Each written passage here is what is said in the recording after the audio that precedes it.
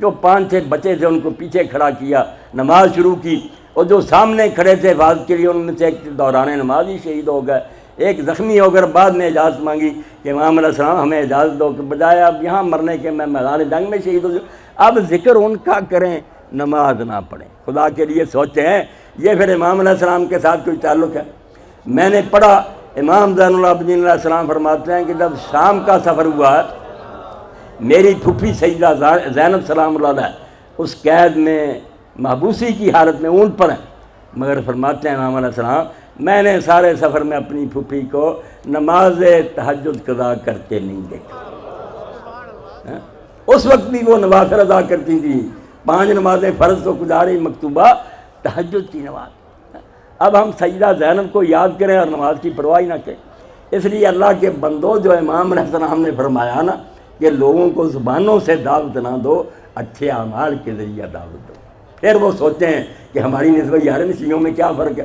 اگر دیکھیں کہ نہیں باتیں کوئی ان میں عمل نہیں، لے جاؤ منکم الاجتہاد والصدق والورع۔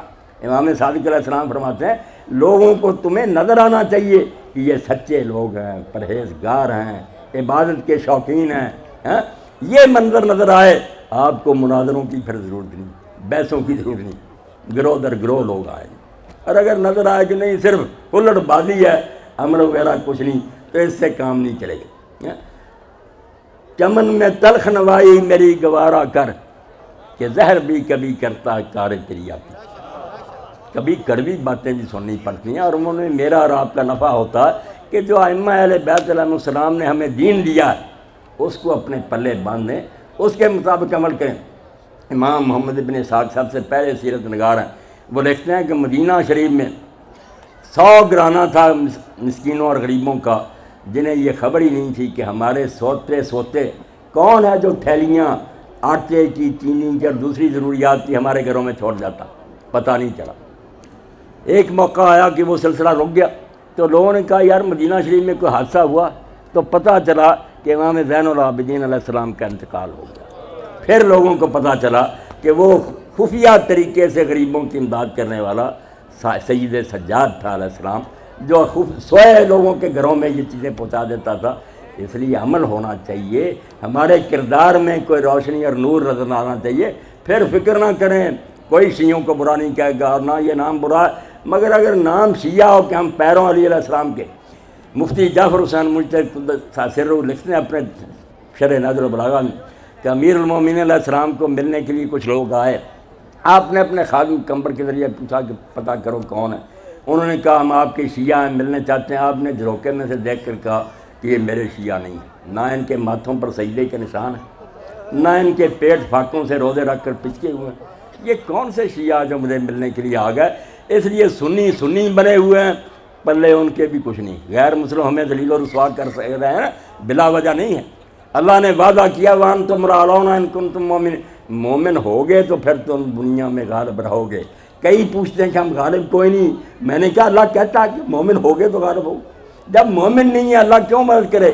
فضائے بدر پیدا کر، فرشتے تیری نصرت کو اتر سکتے ہیں گردوں سے کتار اندر کتارا۔ وہ فرشتے ریٹائر نہیں ہو گئے، نہ تھک گئے ہیں، اسی طرح لڑ رہے ہیں، اسی طرح بیج لگائے ہوئے ہیں، وہ لشکر آسمانوں پر آمادہ ہیں، مگر کوئی بدر جیسے آدمی تو لائے پھر ہی مدد کے لیے اترے، ورنہ کیوں اترے؟ خام اللہ پارٹی کیوں بنے کہ جب یہود نصارہ کے بھی کرتوت ہیں ان سے بھی ہمارے کرتوت برے ہوں؟ تم مسلمان ہو جنہیں دیکھ کے شرمائے یہود، تو ایسے مسلمانوں کی خدا کیوں مدد کرے؟ یہ دور بڑا بابرکت سمجھنا چاہیے۔ بچہ بھی گیا ایران کا دورہ کیا، میرا ہی شاگرد ہے، ماشاءاللہ پھر کر آیا، بتائے حالات، رسالوں اخباروں سے پڑھتے ہیں، شیعہ سنیت کوئی شے نہیں۔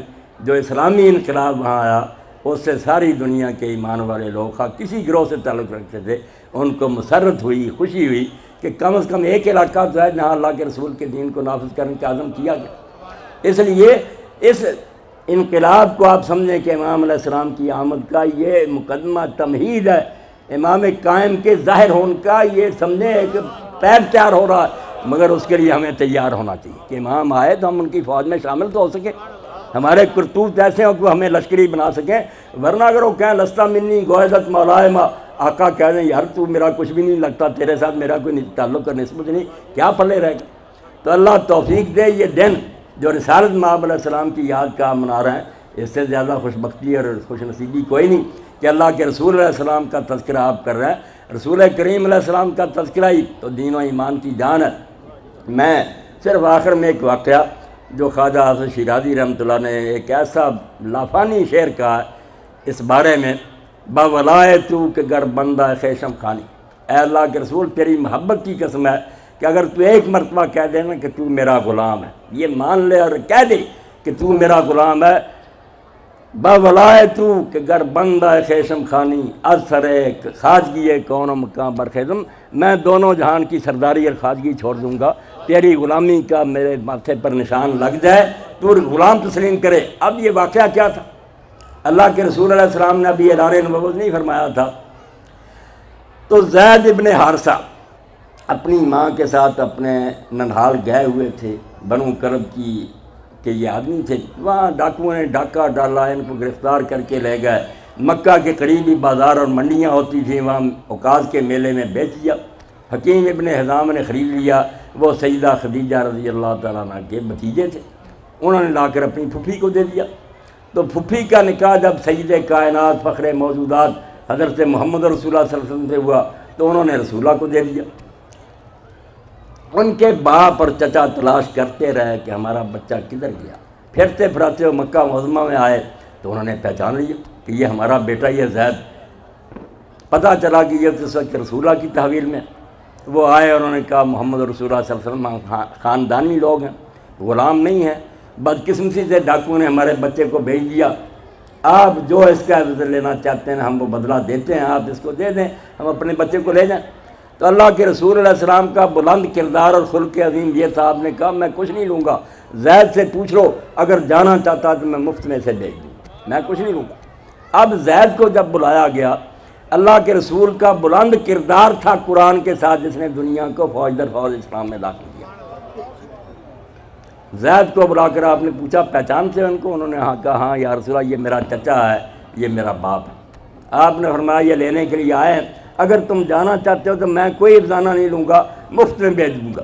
اس نے کہا توبہ توبہ یا رسول اللہ، آپ کی غلامی مجھے اس آزادی سے 1000 درجہ زیادہ محبوب ہے، میں آپ کی غلامی چھوڑ کر نہیں جاؤں گا۔ اب باپ اور چچا نے کہا زید تم عجیب آدمی ہو کہ ہمیں چھوڑ رہے ہو اور اس آدمی کے پاس رہنا چاہتے ہو تو تمہارا کچھ نہیں لگتا۔ انہوں نے کہا جو میں نے اس میں دیکھا نا وہ آپ میں مجھے نظر نہیں آتا، اس لیے میں رسول اللہ کا دروازہ چھوڑ کر نہیں جاؤں گا۔ اور اللہ کے رسول کا دروازہ اتنا بڑا اعلیٰ اور اونچا ہے، اس سے بڑی کوئی بارگاہ نہیں کہ سلطنت اسلامیہ کا سربراہ تھا عباسی دور میں، ہارون رشید اس کو کہتے ہیں۔ اب وہ اپنی سلطنت کا اتنا زبردست اور باجبروت حکمران تھا کہ بادل آتے اور گرجتے تو وہ کہتا جہاں جی جا کر برسو، یا وہ میرا علاقہ ہوگا یا وہاں کا خراج مجھے آئے گا، پوری دنیا پر اس کا ہولڈ تھا۔ اب وہ مدینہ منورہ آیا تو اہل سنت کے ایک امام آپ کے بھی ہیں، سارے امام مشترکی ہیں، عزت کرنی چاہیے۔ امام مالک تھے، اس نے کہا کہ آپ مہربانی کریں، مدینہ شریف کی گلیاں جو ہیں یہ ویران ہیں، یہاں کو روشنی نہیں، بغداد چلیں، دارالحکومت تھا، وہاں باغات ہیں، چشمے ہیں، محل ہیں، آپ میرے پاس جائیں اور وہاں تخت پر بیٹھ کر ہمیں درس دیا کریں۔ گفت مالک مصطفیٰ را چاکرم نیست جو سودائے اندر سرم۔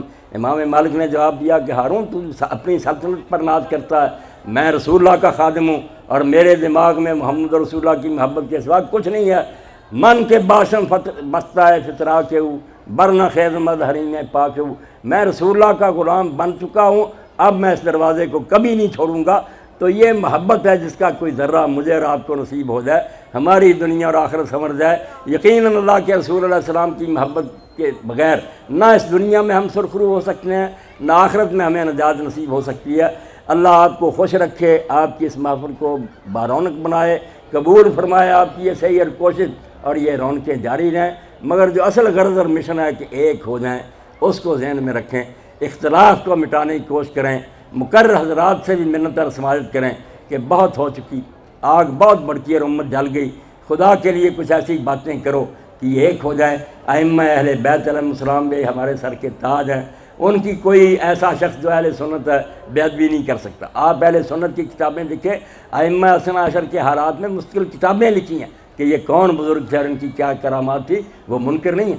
میں نے خواجہ نقوی صاحب سے سنا، ایک محفل میں آئے، انہوں نے کہا جب تک یار میں مدرسہ عمل میں نہیں تھا ہم سمجھتے تھے کہ یہ سنی نہیں اہل بیت کو مانتے. اب میں جب ان کے مدرسوں میں گیا ان سے ملا مجھے پتہ چلا کہ ماننے کا رنگ جو ہے تھوڑا بہت مختلف ہے، ورنہ توبہ توبہ خاندان رسالت کا منکر کون ہو سکتا؟ مسلمان ہونے کے بعد اہل بیت سے انحراف سوال ہی نہیں پیدا ہوتا. از ورائے دودھ مانس زندام در جہاں مثل گہرتا بندام. اقبال کہتا میں علی علیہ السلام کی اولاد کی محبت سے تو موتی بنا ہوں اور دنیا میں اگر چمک رہا ہوں تو محض اسی چیز کا فیض ہے. اس لیے اللہ تعالیٰ مجھے اور آپ کو محمد و آل محمد کی محبت پر قائم رکھے، اسی پر موت دے، اور اس رشتہ کو ذہن میں رکھتے ہوئے سارے مسلمانوں سے پیار اور محبت کریں. وآخر دعوانا الحمدللہ رب العالمین وصلی اللہ تعالیٰ علی عبد اللہ ورسولہ خاتم النبیین سید